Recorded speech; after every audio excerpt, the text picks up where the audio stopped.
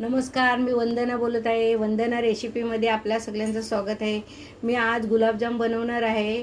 ते तुम्हाला त्याच्यासाठी साहित्य दाखवून घेणार आहे. हे बघा, मी एक वाटीभर साखर घेतलेली आहे पाक बनवण्यासाठी. त्याला एक ग्लासभर पाणी घालणार आहे. एक चमच वेलची पूड टाकणार आहे. आणि हे बघा, अर्धा ग्लास दूध घेतलेलं आहे ना, एक छोटा ग्लास पाणी घेतलेलं आहे ना. हा चितलेचा 200 ग्रामचा पाकिट आहे रेडीमेड. त्याचे मी तुम्हाला गुलाबजाम बनवून दाखवत आहे. चला, मी हा बघा आता एक बाजूला पाक बनवायला ठेवत आहे. गॅस पेटवलेला आहे.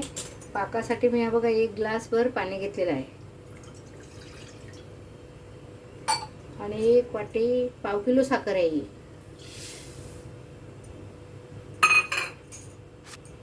चला, आता हा एक बाजूला पाक होत तोसर मी दुसऱ्या बाजूला आपल्याला गुलाबजामचा पीठ मळून घ्यायचं आहे.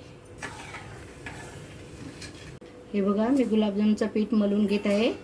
आता बघा, हा दूध घेतलेला आहे आणि आपल्याला लागेल तसा पाणी घ्यायचं. त्याच्यात दूध मी हा पूर्ण घालणार आहे त्याच्यात.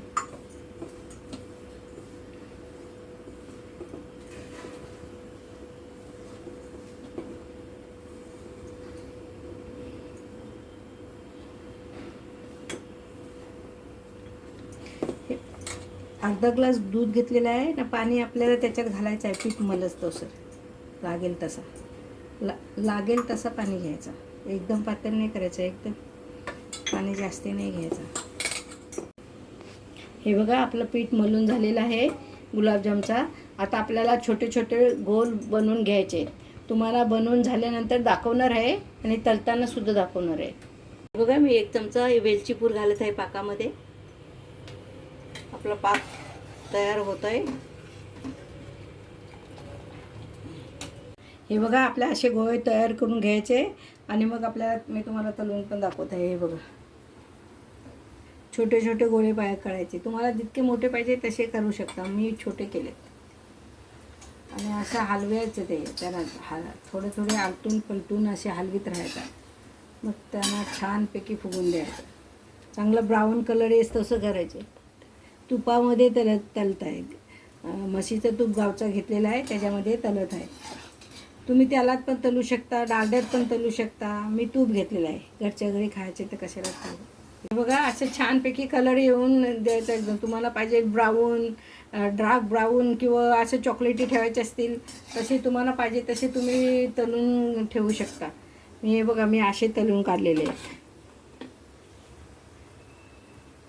आता मी त्यांना पाकात घालत आहे.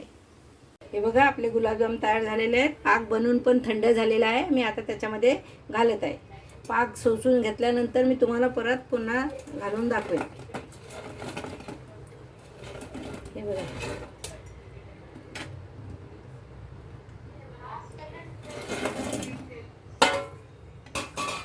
पाकामध्ये मुरल्यानंतर मी तुम्हाला पुन्हा दाखवणार आहे.